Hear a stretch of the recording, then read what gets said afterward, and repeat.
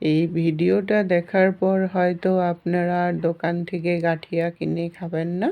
নমস্কার বন্ধুরা, cook food প্যাশনে পুরনো বন্ধুদের সাথে নতুন বন্ধুদেরকেও আমার চ্যানেলে স্বাগত জানাচ্ছি।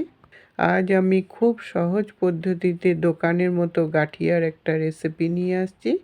রেসিপিটি দেখে হয়তো আপনাদেরও খুব মন চাইবে এরকমভাবে বানানোর। তাই আমি খুব সহজ পদ্ধতিতে ঘরে থাকা জিনিস দিয়ে কিভাবে ডিজাইনটা করা যায় তারই পদ্ধতি নিয়ে আসছি। আসুন তাহলে দেখে নিই আমার রেসিপিটা। গাঠিয়াগুলো বানানোর জন্য প্রথমে একটা বাটির মধ্যে 1 কাপ বেসন নিয়ে নিলাম। স্বাদ অনুসারে নুন দিয়ে দিলাম। হাফ টিস্পুন জোয়ান নিয়েছি, হাতের মধ্যে ঘষে জোয়ান দিয়ে দিবেন, তাহলে জোয়ানের ফ্লেভারটা খুব সুন্দর বেরোবে।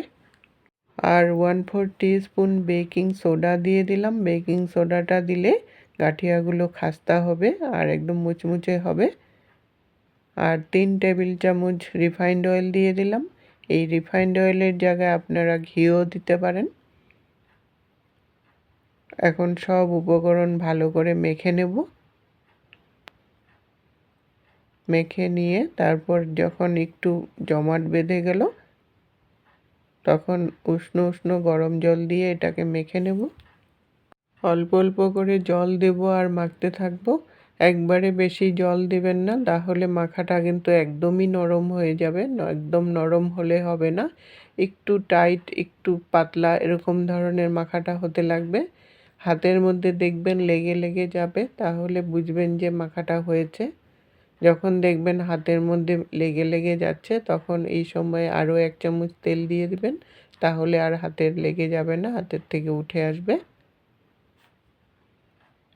রুটির থেকেও একদম নরম একটা ডো বানাতে হবে, সেরকম একটা ডো বানিয়ে নিয়ে আমি 15 মিনিটের জন্য এটা এখন রেস্টে রেখে দেব। এটা রেস্টে থাকতে থাকতে গাঠিয়াগুলো বানানোর জন্য আমি এখন শাঁসটা রেডি করব। একটা জলের বোতল নিলাম, ঢাকনাটাকে খুলে নিলাম আর একটা মোম জ্বালিয়ে নিয়েছি। চাকু একটার আগাটা গরম করে নিতে হবে। গরম করে নিয়ে কিভাবে আমি ঢাকনাটাকে কাটি আপনারা ভিডিওটা স্কিপ না করে দেখতে থাকুন।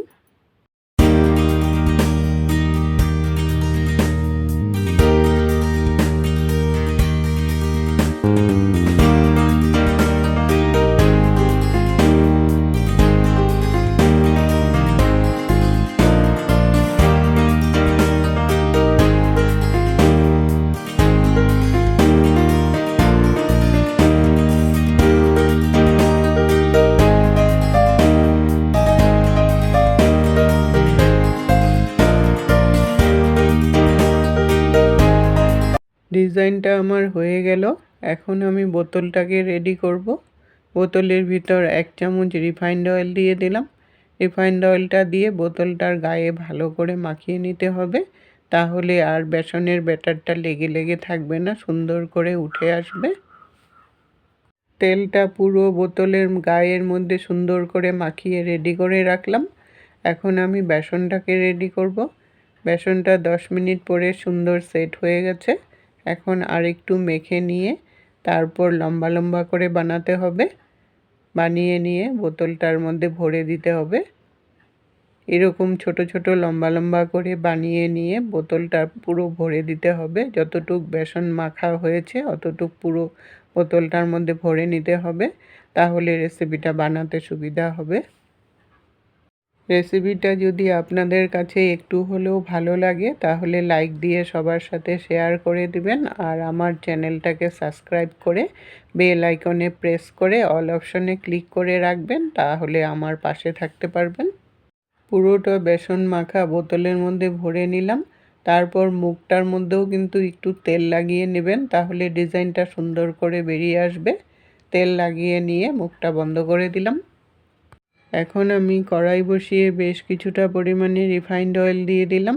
তেলটা গরম হয়ে যাওয়ার পর বোতলটা গ্যাসের উপরে নিয়ে তারপর বোতলটাকে জোরে প্রেসার দেবেন আর আস্তে আস্তে করে বেরিয়ে আসবে। এই গাঠিয়ার সাইজগুলো আপনারা আপনাদের খুশি মতো করে নিতে পারেন, ছোট বড় যেমন ভালোবাসেন। অল্প একটু বের হওয়ার পর তারপর কাঁচি দিয়ে কেটে দিবেন, তাহলে এটা সুন্দর করে টুকরো হয়ে যায়।